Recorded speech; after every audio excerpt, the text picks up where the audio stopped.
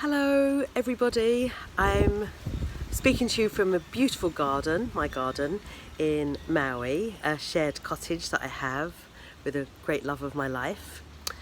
I haven't spoken at all really about what we're dealing with in the world, and a lot of people have asked me how I feel and what I think about what's happening.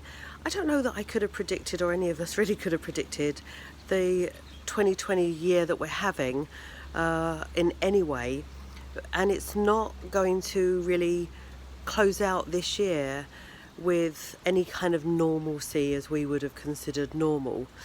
So we can't change the world particularly right now.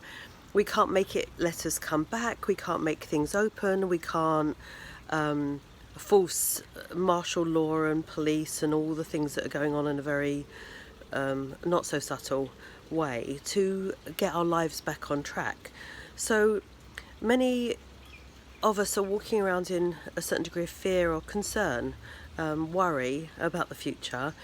Unfortunately, many of our children are, even at little ages, are growing up thinking that wearing a face mask to go out in public is normal. That's really sad, actually. So, and all our public places, our theatres, our vacations, our airplane journeys are really dramatically on hold. So what do we do now to combat the fear and the worry of a future that is so incredibly uncertain, and of a present that's almost unacceptable, and to still generate happiness, joy, peace, calm? So I have some ideas. So, and that's where I want to go. I'm not going into the scaremongering or the scarcity, and I'm not inviting comments from any of you, unless they're comments of creativity, things that you're doing that are really helpful, that could help others. Otherwise, if it's not helpful, then it's harmful.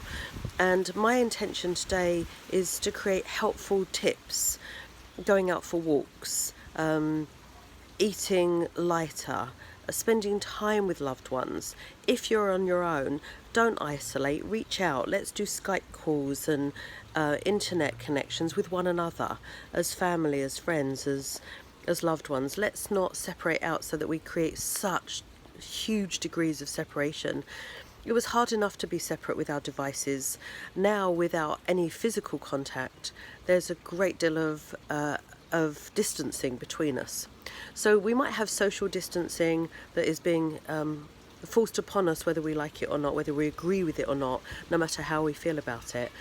However, we don't have to be distant, because we have devices, we have phones, we have internet, we have ways of connecting. Let's make sure that each one of us is reaching out and connecting to one another, and not leaving anybody behind.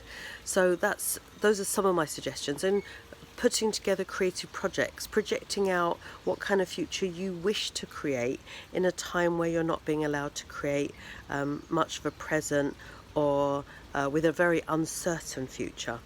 So if there's creative projects, if there's artwork you can do, if there's writing you can do, if there's collaborating effects that you can do with other people, this is definitely a time for us to come together, even at a distance. So I really beg you to do that. I'm doing that, writing things. I'm working with a couple of other people. I'm doing art projects. I'm painting my toes at least once a week, cooking outdoors whenever possible, and I'll be posting recipes and different things online to excite and delight you. So have heart. Remember that we're still living and breathing. We've still got life in us. We've still got life ahead of us. And our job is to make sure that we're enjoying all the simple things, and certainly nature wherever possible. Much love and blessings to you.